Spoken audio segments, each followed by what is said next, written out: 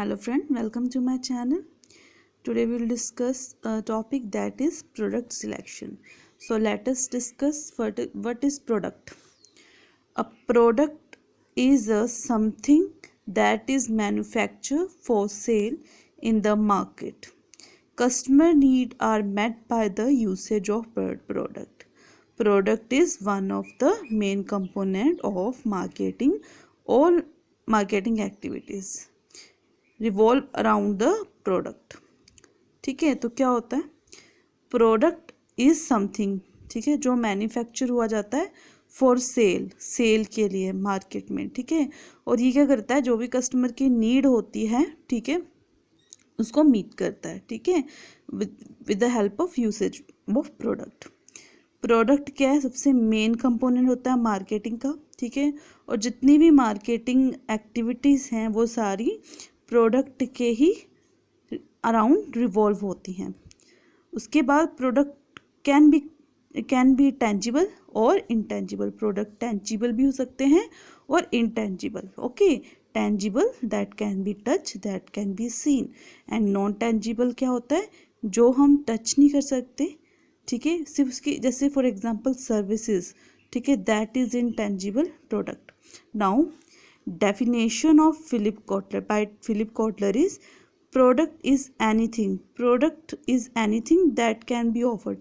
Product कोई भी ऐसी चीज़ जो हम ऑफर करते हैं, किसके लिए, टू सेटिस्फाई अ नीड और अ वांट. सेटिस्फाई करना नीड और वांट किसकी, कस्टमर की. ओके जी. नाउ और हम कह सकते हैं, ठीक है, एक और टर्म कैसे, प्रोडक्ट क्या है, इज़ अ व्हीकल और अ मीडियम. एक व्हीकल है या फिर एक मीडियम है that deliver service to customer. जो डिलीवर क्या करता है, सर्विस देता है कस्टमर को.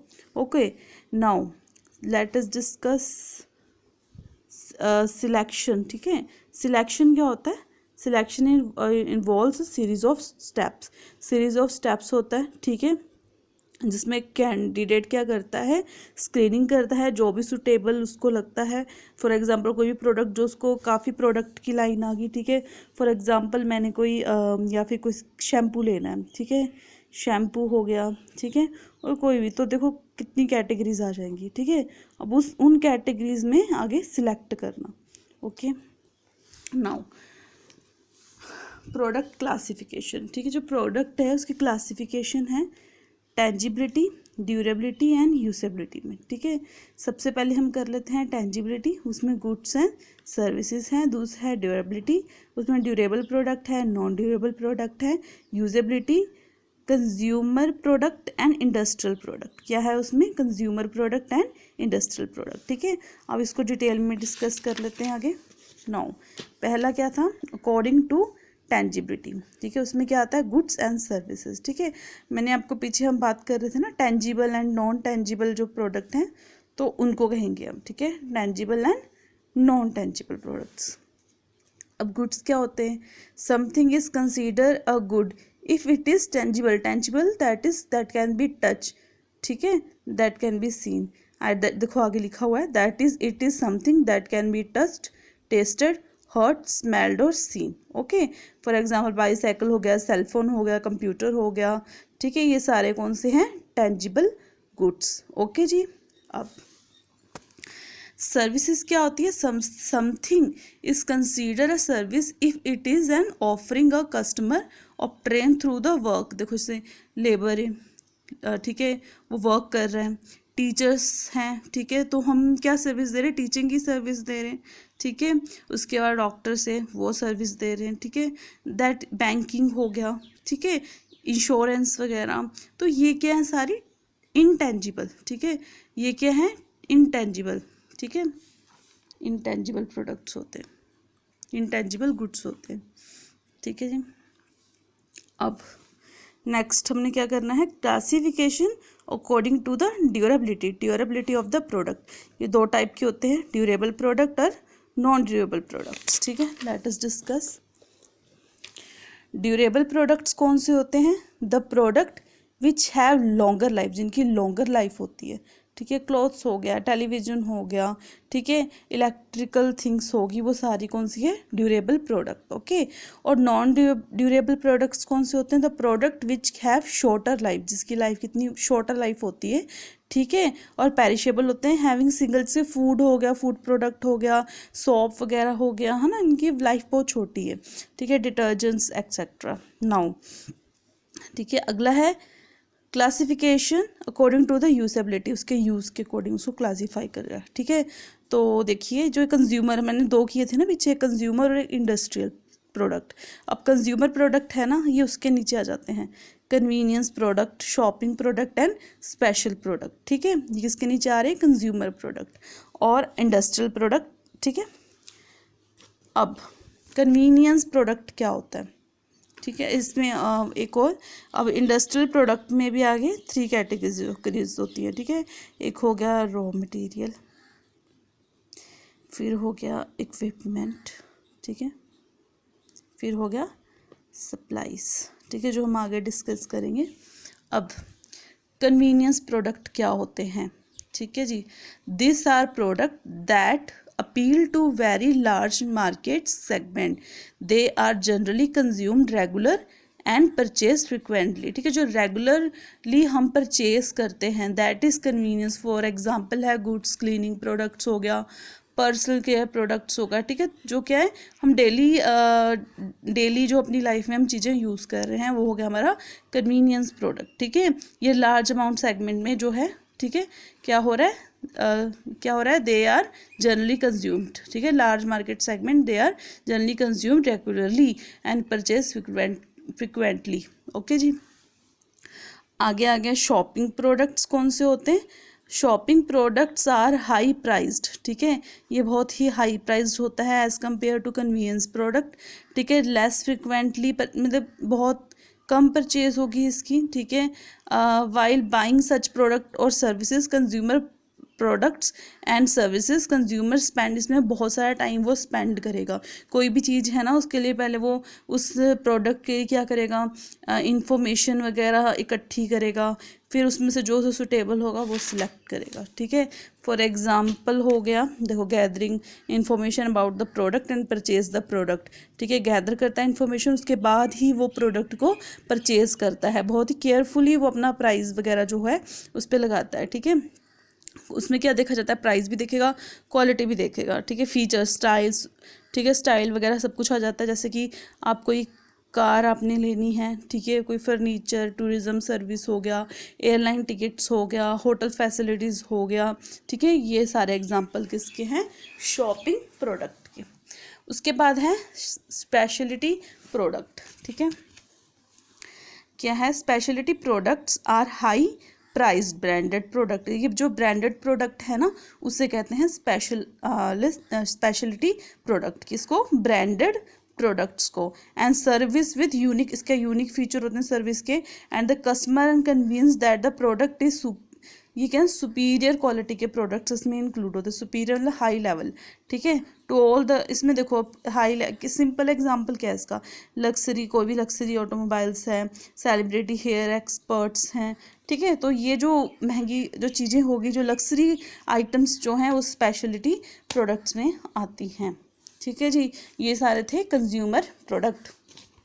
अब बात करो इंडस्ट्रियल प्रोडक्ट की, ठीक है, the product which are produce for consumer use and consumer products, ठीक है, जो कंज्यूमर यूज़ और कंज्यूमर प्रोडक्ट के लिए हम परचेज करते हैं। अब देखो क्लासिफिकेशन है, raw material, equipments and supplies. Raw material क्या हो गया, this product obtain through mining के थ्रू, हार्वेस्टिंग के थ्रू, फिशिंग के थ्रू एक्सेट्रा, ठीक है। ये क्या है, ये हैं, ठीक है, इसको क्या कहते हैं, are key ingredients in production of higher order product, ठीक है, जैसे कोई भी चीज़ आप बना रहे हो, ठीक है, उसमें जो आप सामान डाल रहे हो, ठीक है, कुछ भी, ठीक है, उसको क्या फाइनल प्रोडक्ट बनाने के लिए, that is raw material. Equipment कौन सा है, क्या होता है इक्विपमेंट्स, दिस आर प्रोडक्ट, ये यूज़ किए जाते हैं किसमें, टू यूज़ टू हेल्प, किसकी हेल्प करनी, प्रोडक्शन में, ऑपरेशन एक्टिविटीज़ में जो एक चीज़ें यूज़ होते हैं दैट इज़ इक्विपमेंट्स। प्रोडक्ट जो यूज़ हो रहे हैं उसको क्या बोलते हैं, इक्विपमेंट्स। उसके बाद सप्लाईज क्या होती हैं, the goods which have very short life, जिसकी जो लाइफ है बहुत ही शॉर्ट होती है, एंड क्या है, फैसिलिटेट्स द डेवलपिंग और मैनेजिंग द फाइनल प्रोडक्ट्स, जैसे कि paint, oil, stationery etcetera. Okay जी, ये थी क्लासिफिकेशन। उसके बाद आगे कंपोनेंट्स ऑफ प्रोडक्ट, ठीक है, 3 कंपोनेंट्स हो गए, ठीक है, कोर कस्टमर वैल्यू है, कोर बेनिफिट कह दो, एक्चुअल प्रोडक्ट कह दो, अगमेंटल प्रोडक्ट्स, ठीक है। कोर बेनिफिट्स क्या होते हैं, कोर बेनिफिट्स क्या होगा, people make buying decision to satisfy their needs, ठीक है, जो मतलब कि पीपल क्या करते हैं, बाइंग डिसीजन करते हैं किस चीज़ के लिए, अपनी जो भी उनकी नीड्स होती है उसको सेटिस्फाई करने के लिए, ठीक है। द कोर जो प्रोडक्ट है itself, it is the benefit that customer, जो कस्टमर को बेनिफिट रिसीव होते हैं, ठीक है, फ्रॉम यूजिंग द प्रोडक्ट, ठीक है। ये क्या इंडिकेट कर रहा है, ये इंडिकेट करता है कि what buyer is actually buying, buyer actually क्या बाय कर रहा है, ठीक है।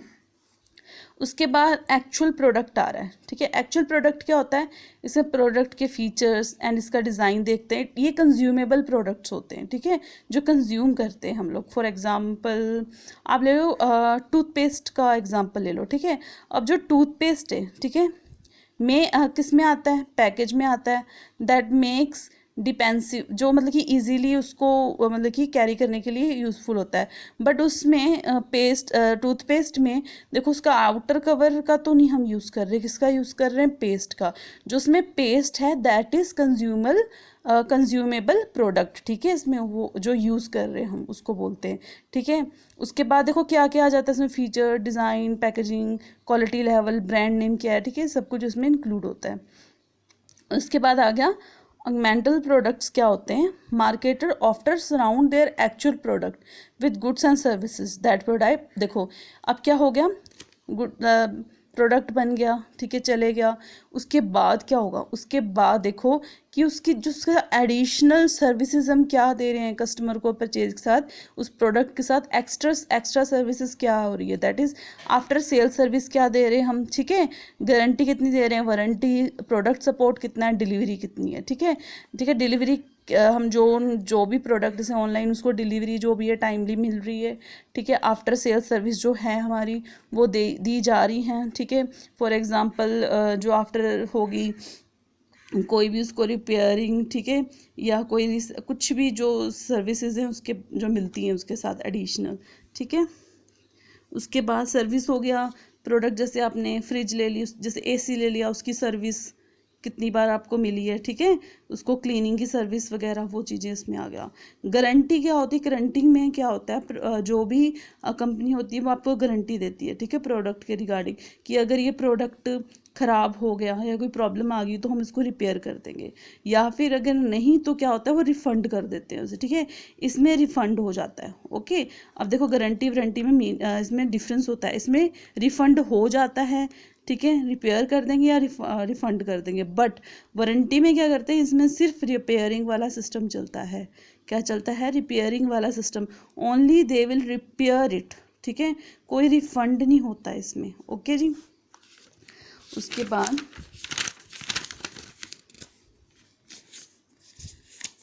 ओके अप्रोचेस हैं for selecting a product in international market. There are 2 types of approaches, एक सिस्टमैटिक अप्रोच होता है, दूसरा रिएक्टिव अप्रोच होता है। क्या होता है, एक सिस्टमैटिक अप्रोच, दूसरा रिएक्टिव अप्रोच होता है, ठीक है। सिस्टमैटिक अप्रोच क्या है, the systematic approach involves selection of product, ठीक है, और services based on the overall, जो मार्केट की डिमांड, जितनी डिमांड होती है ना, ये जो वर्क है ना सिस्टमैटिक वर्क, की किसके अकॉर्डिंग चलता है, डिमांड के अकॉर्डिंग चलता है, कि आपकी डिमांड क्या है, डिमांड के अकॉर्डिंग ही जो होती है वो सप्लाई होती है, ठीक है। तो इसमें जब डिमांड, कितनी डिमांड है, ओवरऑल डिमांड देख के हम क्या करेंगे, प्रोडक्शन करेंगे, ठीक है।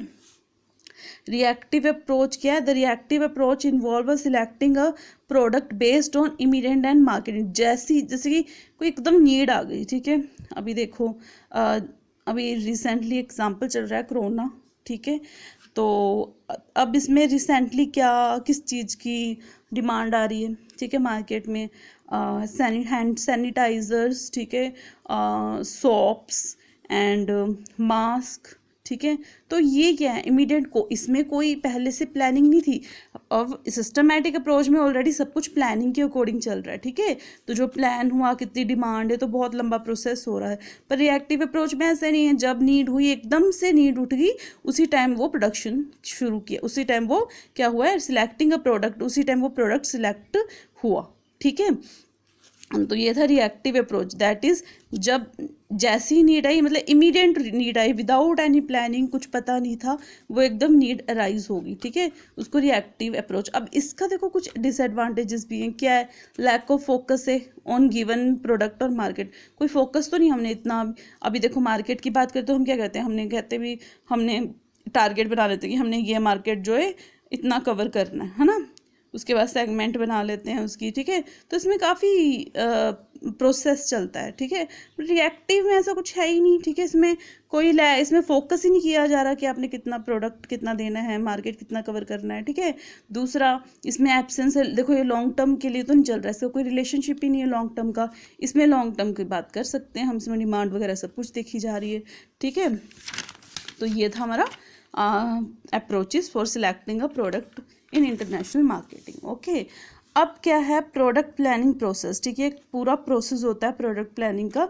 सबसे पहले डिटर्मिनेशन ऑफ कॉर्पोरेट ऑब्जेक्टिव, ठीक है, पहले डिटरमाइन करना कि कॉर्पोरेट का ऑब्जेक्टिव क्या, what is the objective of the company, ठीक है, पहले हम वो देखेंगे।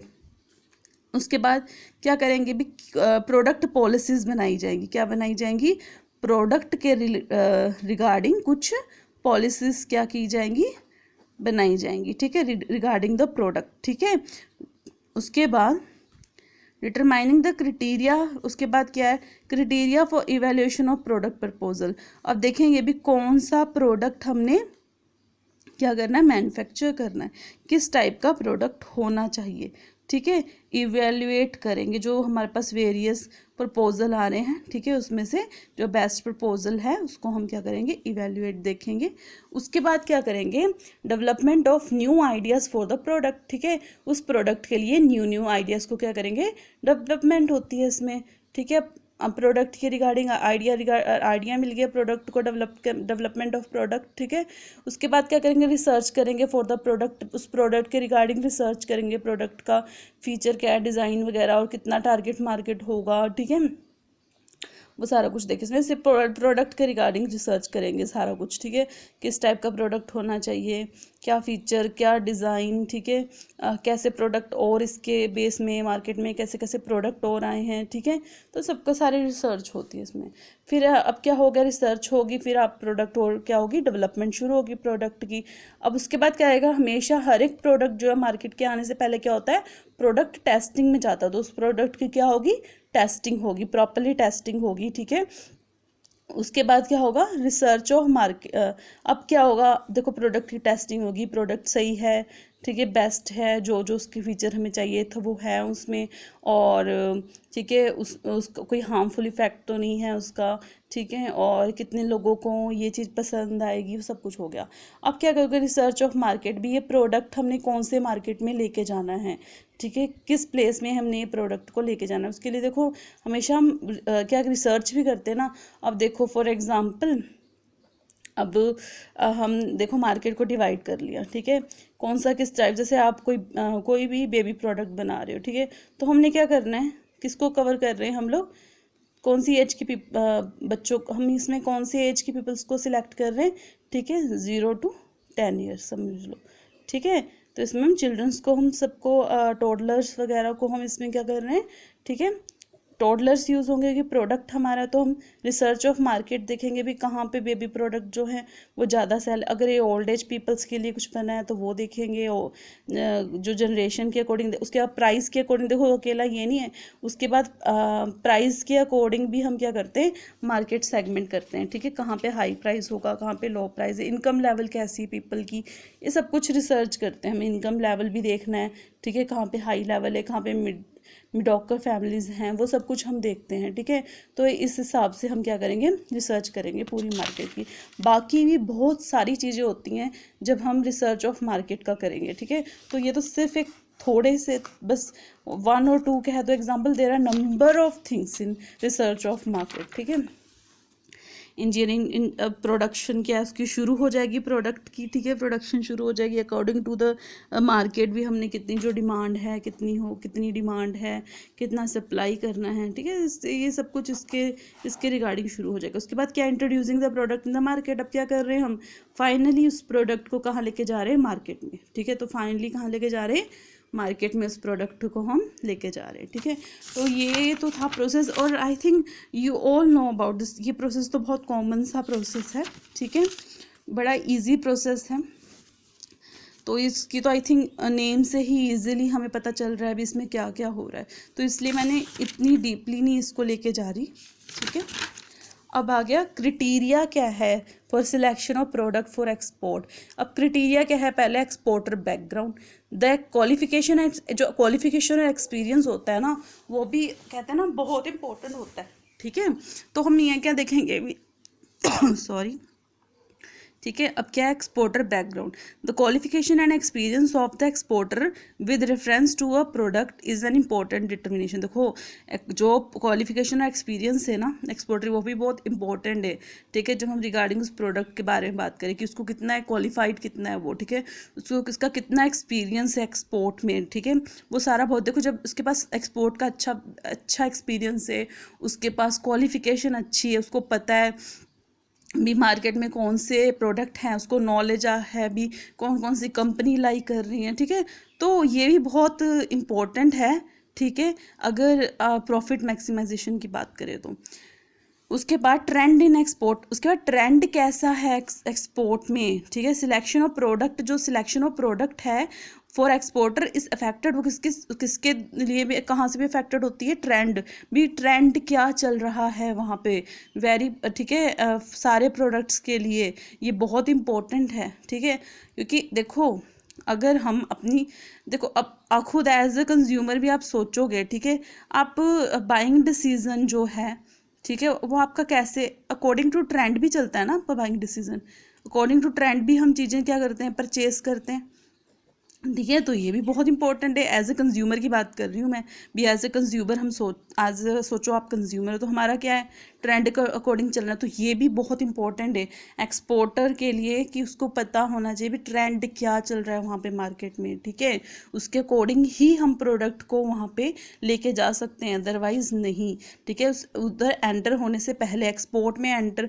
Before entering into the export में एंटर होने से पहले आपको ट्रेंड ऑफ दैट मार्केट पता होना चाहिए, उस मार्केट का ट्रेंड आपको पता होगा, तभी आपको कोई बेनिफिट है, अदरवाइज कोई बेनिफिट ही नहीं होगा, ठीक है।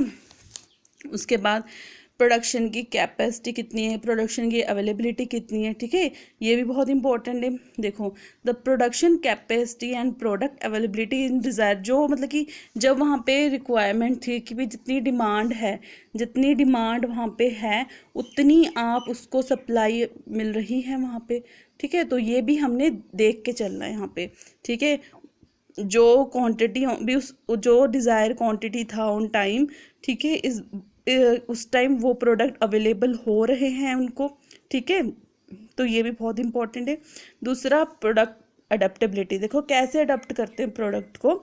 अब प्रोडक्ट दैट इज़ बीइंग, देखो ज़रूरी नहीं है कि वो डोमेस्टिक मार्केट में जो प्रोडक्ट क्या हाई प्रॉफिट लेके आ रहा है, सुटेबल है, वो ज़रूरी नहीं है कि वो जो एक्सपोर्ट मार्केट है वहाँ पे भी सुटेबल हो, ठीक है। क्यों, क्योंकि there can be so many factor responsible, जैसे कि वहाँ की फिजिकल कंडीशन डिफरेंट है, function requirement different, culture different होता है, टेस्ट डिफरेंट होता है, ठीक है, लेवल ऑफ स्किल्स डिफरेंट है, लेवल ऑफ टेक्निकल डेवलपमेंट बहुत डिफरेंट है, ठीक है। तो हर एक कंट्री का अपना अपना फैशन है, अपना अपना टेस्ट है, ठीक है, अपनी अपनी वहाँ पे टेक्निकल डेवलपमेंट्स अलग हैं, कल्चर डिफरेंस है।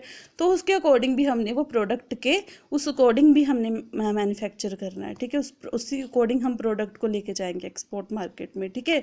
उसके बाद क्या है, demand in potential export market भी, उसकी डिमांड क्या है, ठीक है। ये क्या बोल रहे हैं, the demand trend for a product in the target export market is another important factor. एक अनदर इम्पोर्टेंट फैक्टर है जब सिलेक्शन ऑफ प्रोडक्ट करते हैं हम एक्सपोर्ट के लिए, ठीक है। देखो क्या होगा, भी प्रोडक्ट पोटेंशियल, प्रोडक्ट मतलब पोटेंशियल कितनी है, ठीक है, आने वाले टाइम में उसकी कितनी सेल हो सकती, कितना हमें बेनिफिट हो सकता है, मार्केट एसेस कैसा है, demographic and physical environment, demographic age group कौन सा है, ठीक है, किस हिसाब से प्रोडक्ट हमने किया हुआ है ना पीछे, डेमोग्राफिक एनवायरनमेंट वगैरह, पॉलिटिकल कैसा है वहाँ पे, गवर्नमेंट के रूल रेगुलेशन किस रिगार्डिंग चल रहा है, इकोनॉमिक एनवायरनमेंट कैसा है, कितनी इकोनॉमिक ग्रोथ है, सोशल एंड कल्चरल एनवायरनमेंट कैसे हैं वहाँ पे, ठीक है। ये क्या है, ये हैं कुछ डिमांड इन पोटेंशियल मार्केट। ये जो फैक्टर्स हैं ना नीचे, इन फैक्टर के अकॉर्डिंग हम देखेंगे, ठीक है। इनकी स्टडी करनी बहुत ज़रूरी है एज ए एक्सपोर्टर, ठीक है। अब ट्रेड रेस्ट्रिक्शन देखो, वहाँ पे कुछ ट्रेड रेस्ट्रिक्शंस भी होते हैं, जैसे कि हमने पीछे किया था, टैरिफ हो गया, नॉन टैरिफ हो गया, ठीक है, अदर कोई इम्पोर्ट ड्यूटीज़ होगी, ठीक है। तो ये चीज़ें भी हमें जानना बहुत ज़रूरी है, भी कितना टैरिफ है, कितना नॉन टैरिफ चल रहा है, इम्पोर्ट ड्यूटीज़ कैसी चल रही हैं वहाँ पे, कौन कौन से रेस्ट्रिक्शंस हो रहे हैं वहाँ पे। तो ट्रेड रेस्ट्रिक्शन की नॉलेज आपको बहुत ज़रूरी है, ठीक है। Thank you students, this is today's lecture, ठीक है।